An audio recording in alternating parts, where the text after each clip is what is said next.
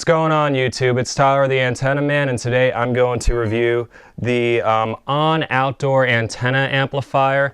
So this is a $20 basic amplifier that's for sale at Walmart, and my first assumption of it when I purchased it, and I don't want to spoil too much, but just thought it was a cheap piece of junk. You know, it's from Walmart.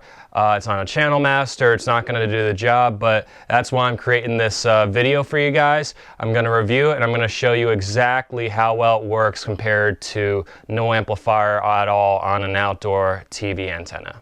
Inside the box is the amplifier itself, AC adapter, 4 zip ties, power inserter, and 2 waterproof boots.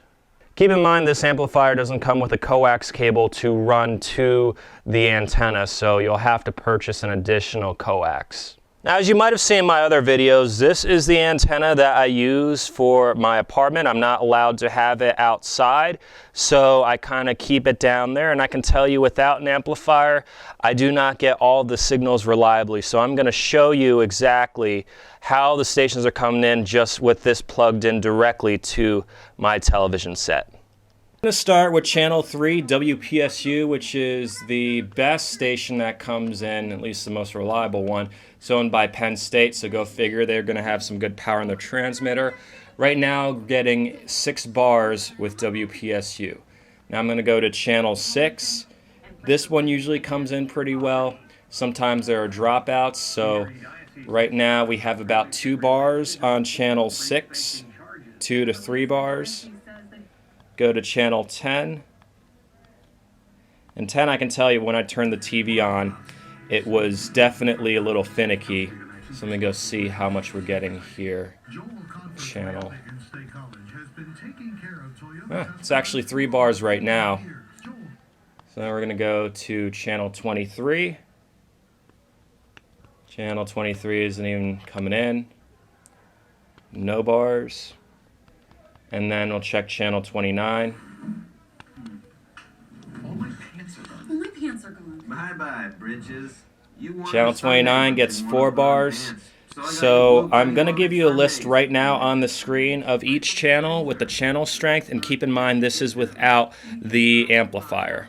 Now I'm going to show you exactly how to hook this up, because when I was looking at some reviews on the Walmart website, I had a few people that said it doesn't work, it got me no channels. Well, probably got you no channels because you didn't have it hooked in correctly, so I'm going to show you exactly how to hook it up. Looking at the amplifier, you'll see 2 coax slots.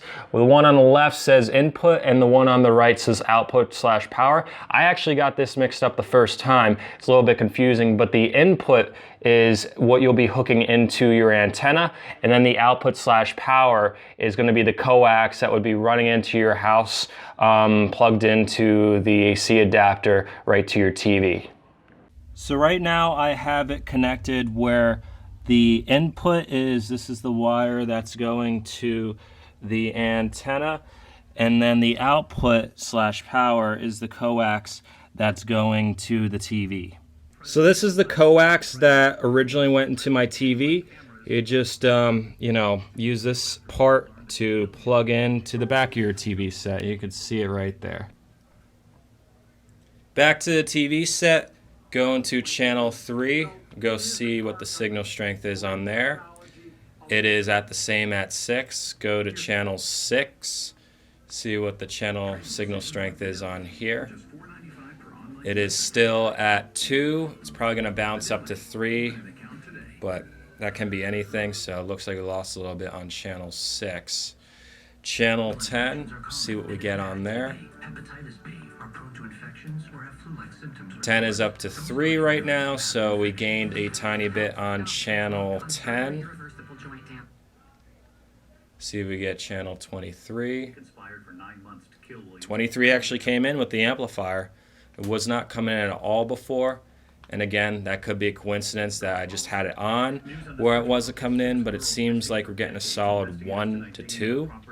Not that good, but the amplifier did make a difference. And then channel 29 is not coming in at all. They are a very crappy low-powered station, and honestly are probably off the air right now.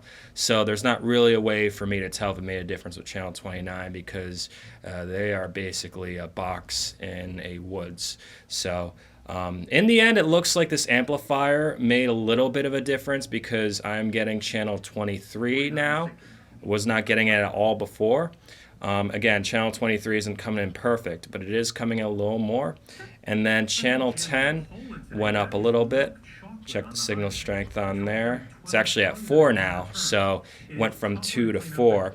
And I think the reasoning why the other ones didn't gain signal strength is because Sorry about that, my camcorder battery died. Now the reason why I was saying channel 6 and channel 3 didn't see a signal increase is because they are not in the direction that my antenna is pointing. They are low powered repeater stations in State College. So as a result, because the signal is kind of strong enough where I'm located at, the antenna does not have to be pointed in that direction. Now to reiterate, channel 10 did see a difference, and that's because the antenna is pointed in that direction. It's up to 3 to 4, so it gained 1 or 2 bars.